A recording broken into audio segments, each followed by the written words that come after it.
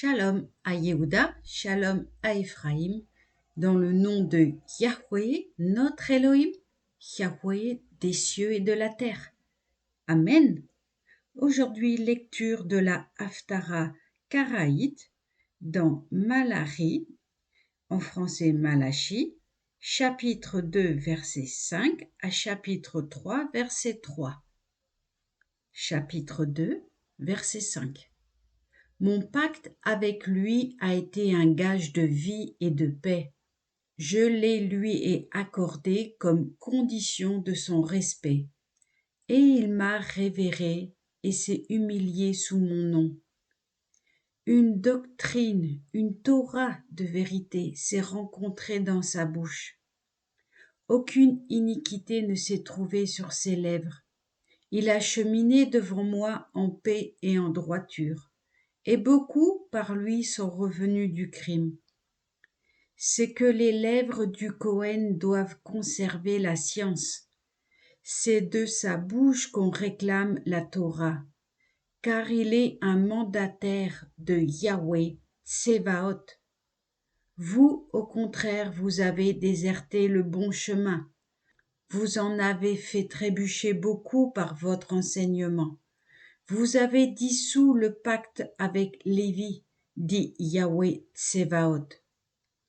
En revanche, je vous ai rendu, moi, vil et méprisable aux yeux de tout le peuple, puisque vous n'observez pas mes voies et que vous faites preuve de partialité dans l'application de la Torah. N'avons-nous pas tous un seul Père? N'est-ce pas un seul Elohim qui vous a créé? Pourquoi commettrions-nous une trahison l'un contre l'autre, de façon à déshonorer l'alliance de nos pères? Yehuda a trahi. Une abomination s'est perpétrée en Israël et à Yerushalayim. Oui, Yehuda a profané ce qui est sacré devant Yahweh, ce qui lui est cher. Il a épousé la fille d'une divinité étrangère.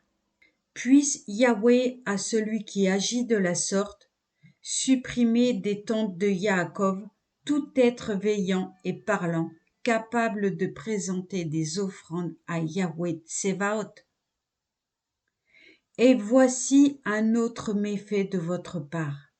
Vous êtes cause que l'autel de Yahweh est couvert de larmes, de pleurs et de sanglots, si bien que Yahweh ne peut plus se complaire à vos offrandes, ni accepter de présents de votre main. Et vous dites, pourquoi cela? Parce que Yahweh est témoin entre toi et la femme de ta jeunesse, que tu as trahie, elle qui est ta compagne, la femme unie à toi par un pacte. Pas un ne l'eût fait, s'il lui restait quelques ombres de bon sens. Et que devrait-il souhaiter, même celui-là, si ce n'est une progéniture agréable à Yahweh? Veillez donc sur vous-même, et que personne ne trahisse la femme de sa jeunesse, car je hais la répudiation, dit Yahweh, Elohé d'Israël, et celui qui couvre son vêtement de violence, dit Yahweh Tsebaot. Surveillez donc vos sentiments et ne commettez pas de trahison. Vous excédez Yahweh par vos discours et vous demandez « En quoi t'excédons-nous » parce que vous dites « Tous ceux qui font le mal sont bien vus aux yeux de Yahweh et ce sont eux qui sont ses favoris. » Ou bien encore « Où est donc l'Élohim du bon droit » Chapitre 3. Je vais envoyer mon mandataire pour qu'il déblaye la route devant moi. Soudain, il entrera dans son sanctuaire, le maître dont vous souhaitez la venue, le messager de l'alliance que vous appelez de vos vœux. Le voici qui vient, dit Yahweh Tsevaot. Mais qui est de force à supporter le jour de son arrivée, à demeurer ferme quand il fera son apparition? Car il est comme le feu du fondeur, comme la potasse des blanchisseurs. Il se mettra à fondre, à épurer de l'argent, Il purifiera les fils de Lévi et les affinera comme l'or et l'argent, afin qu'attachés au service de Yahweh, ils présentent des offrandes avec piété. Amen, Shabbat Shalom.